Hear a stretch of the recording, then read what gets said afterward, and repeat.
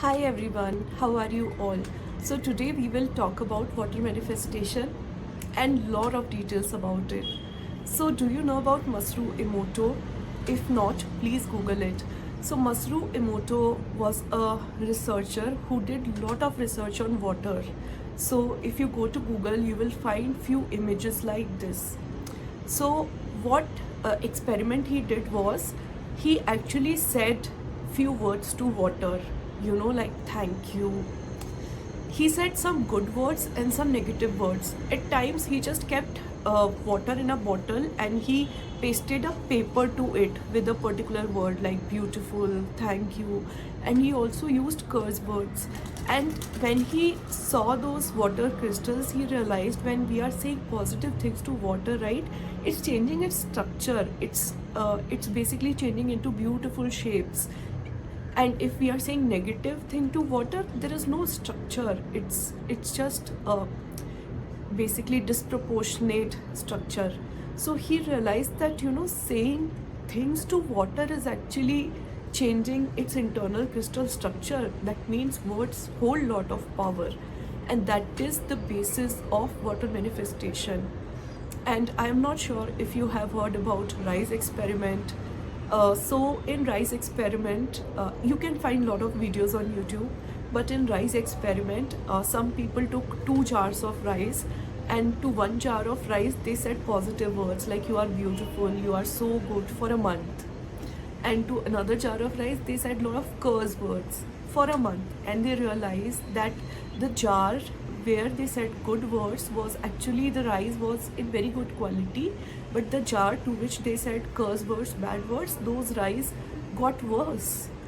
They started smelling.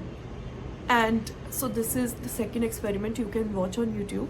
Third thing is, there is a village where there are a lot of trees, and people don't believe in cutting the trees. So if let's say they have to curse a tree, what they do is they start cursing the tree for months and months, and the tree would automatically fall down, or it would just lose all its greenery and it would die. So do you realize with all these examples the impact of our words? I mean, our words can change a lot. If you take your example, if someone appreciates you, right, you feel good. But if someone says something bad to you, you feel bad, right? So even us as human beings are also impacted by words, but it's not just us. It's actually everything in the universe. It's water, it's food, it's living objects, it's non-living object. Everything is impacted by words. Maybe that's why we emphasize so much on gratitude, right? And if you remember, like if you read our historic sculptures or religious books, even Rishi Munis used to use water. They would take some water and they would curse, put some curse words in that water and throw it on a person. So water has such a power. Now let's talk about water manifestation technique. So in water manifestation technique, you can just take a cup of water and you can hold it, and you can say good affirmations. You can say good things to the water. Thank you water for being there in my life, thank you for keeping me hydrated. Or you can just say any affirmation. Okay, I just love today. Today is a beautiful day to be alive. I just love the greenery. I just love the air. You can say anything positive. You can also say, oh, thank you, water, for healing me. This is a divine healing water. And you just hold it like this, and you close your eyes, say those affirmations, and visualize it. And then you just drink this water sip by sip.